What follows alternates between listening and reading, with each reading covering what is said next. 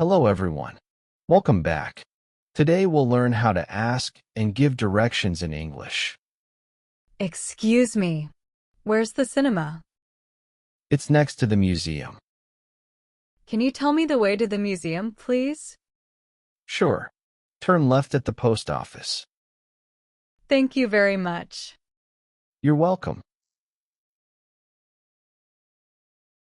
Excuse me, where's the hospital? It's opposite the bank. Can you tell me the way to the library, please? Sure.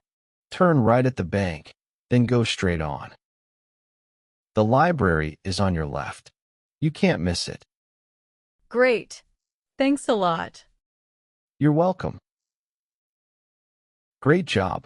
Now, listen to both conversations one more time and repeat every sentence aloud. Practice every day, and your English will improve quickly. If you enjoyed this lesson, don't forget to like, share, and subscribe. See you in the next English lesson. Goodbye.